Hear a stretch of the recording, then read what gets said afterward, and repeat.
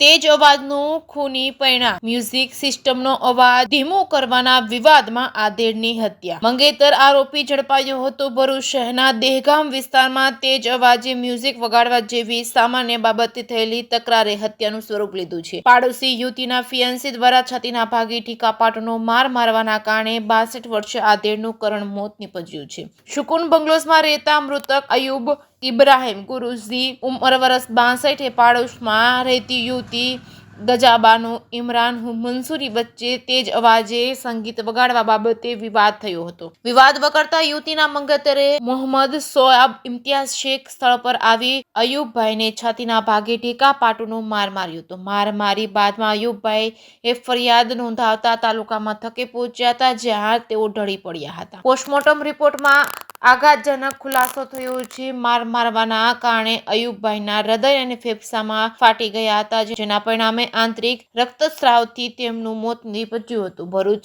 ST SC સેલના DYSP doctor Anil સિસાણાએ જણાવ્યું છે કે પોલીસે તાત્કાલિક કાર્યવાહી કરી મુખ્ય આરોપી મોહમ્મદ સોબાન ઇમ્તિયાઝ શેખને ઝડપી પાડ્યો છે. આરોપીના 20 ડિસેમ્બરના રોજ નિકાહ થવાના હતા, પરંતુ હત્યાના આરોપમાં તેની ધરપકડ કરાઈ છે. પોલીસે મુખ્ય આરોપી મોહમ્મદ સોબાન ઇમ્તિયાઝ શેખ સામે હત્યાનો ગુનો નોંધ્યો છે. આ ઉપરાંત તકરાર કરનાર યુવતી ગજાબાનું સહિત કાયદાના સંઘર્ષમાં આવેલા એક સગીર સામે પણ ગુનો દાખલ કરી વધુ તપાસ હાથ ધરવામાં આવશે. જે કે સિંહ ગુજરાતી સાથે કેતન મહેતા, ભરૂચ. જી સર, તાજેતરમાં ભરૂચ પોલીસ દ્વારા ભરૂચ તાલુકા પોલીસ સ્ટેશન વિસ્તારમાં આવેલું દહેગામ ની અંદર સુકૂન બંગલોઝ આવેલો છે, જેમાં બે પરિવાર જે આમને સામને રહે છે અને તે બંને પરિવાર વચ્ચે એક નજીવી બાબતને લઈને ઝઘડો થાય છે.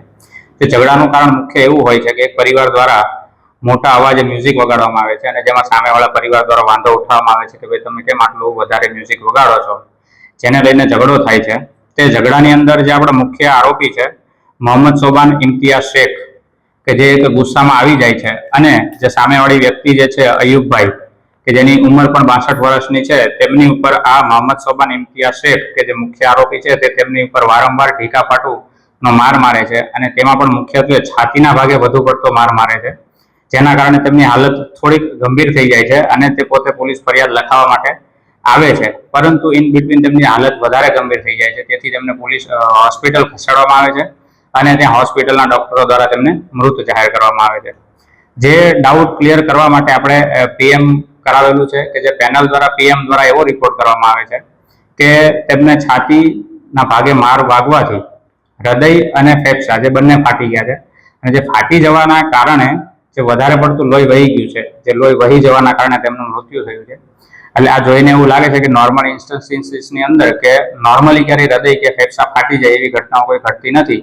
જે ઈજાના કારણે કોઈ વાગ્યું હોય, જેના કારણે એવી ઘટના ઘટેલી હોય એવું લાગી રહ્યું છે. એટલે જે ધ્યાને રાખી અને ભરૂચ તાલુકા પોલીસ સ્ટેશનની અંદર એક મર્ડરનો ગુનો દાખલ કરવામાં આવે છે અને જે અન્વયે મુખ્ય આરોપી જે છે મોહમ્મદ સોબાન ઇમ્તિયાઝ શેખ, કે જેમની અટક કરેલી છે અને હાલ કાયદેસરની કાર્યવાહી ચાલુ છે.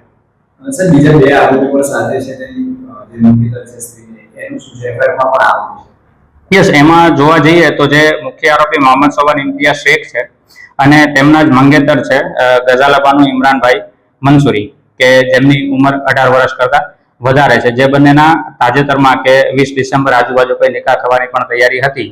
એટલે આ ઝઘડા જે થતો હતો એના અન્વયે જ સમગ્ર લોકો ભેગા થયેલા હતા અને આ ઘટના ઘટેલી હતી. અને ત્રીજા જે આરોપી છે તેની ઉંમર હજી નાની છે, એટલે કાયદાના સંઘર્ષમાં આવેલ બાળક ગણી શકાય એ રીતના આખું છે.